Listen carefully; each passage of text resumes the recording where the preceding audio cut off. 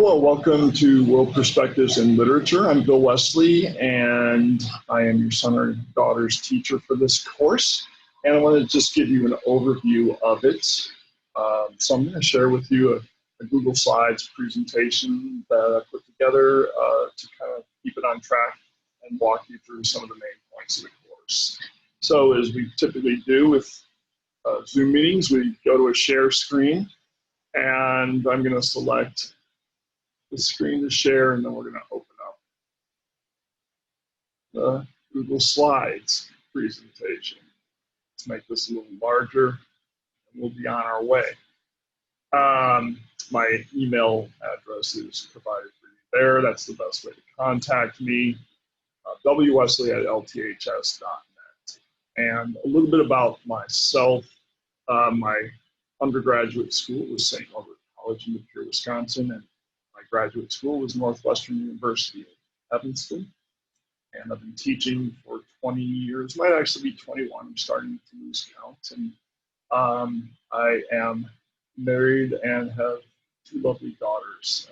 A little fun fact is somewhat unusual for an English teacher. In my previous career, I was doing environmental consulting, and primarily for US EPA.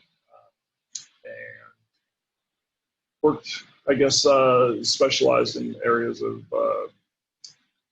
industrial and military site investigation and so interesting career. And I did a lot of writing in it, and actually began teaching in that area, teaching adults typically, other professionals. But it provided something of a stepping off point for me to get into this career. And I love teaching English, so it's a little more interesting for me, at least, than teaching industrial regulations and groundwater monitoring stuff.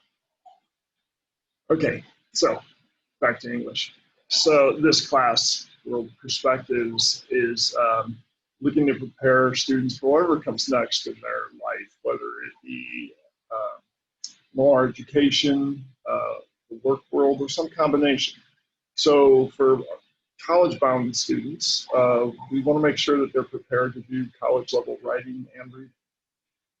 We want to make sure all students are prepared for the communication, their communication needs in the world beyond high school, whether that be academic or the work world or some combination. We also want to foster critical thinking and open minds and send good citizens out into the world. Our core units in the class, we typically begin with a combination of an introduction to rhetoric, as well as short fiction and nonfiction. And those, in some respects, continue throughout the year. They will often write a rhetorical or literary analysis paper early on. And we also, in the first semester, will read Distance Between Us, a wonderful memoir by Raina Grande. And we weave into both the first semester and the second semester some literature circles and independent reading units that are focused respectively on relationships and science fiction. So kind of an interesting mix, but they're separate units.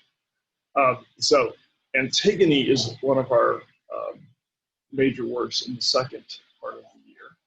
It's in the second semester. An ancient play, goes back to ancient Greece, but it's still got legs today. It still has something to say to us. And we do some research around Antigone and look at social justice issues. It's a good play, and we mix other stuff in along the way. I want to quick get to some, I guess, information about everything from when I'm available. I'm typically available in the mornings and afternoons. So before and after school, I've got some times showing there. Please have your son or daughter drop me an email first, and we'll figure out a time that works for both of us. We're in an online environment right now, so Zoom courses are the norm. The link both my Zoom course link for this class as well as the daily lesson plans are on Canvas homepage for this course, as our weekly calendars for the course. Quick thing about grades. We have formatives and summatives. Formatives are essentially practice grades. Summatives would actually count towards the grade calculation.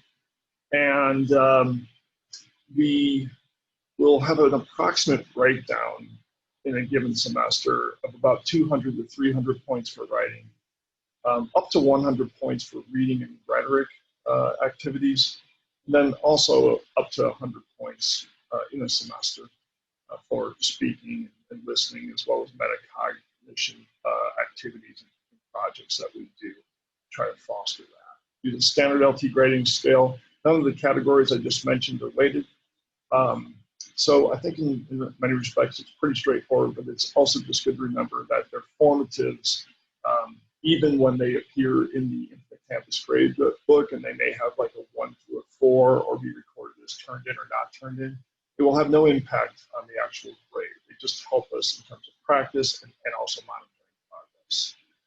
If you have any questions, please feel free to email me and I'll try to get back to you as soon as I can. Thanks a lot for listening to this video and hope all is well. Take care.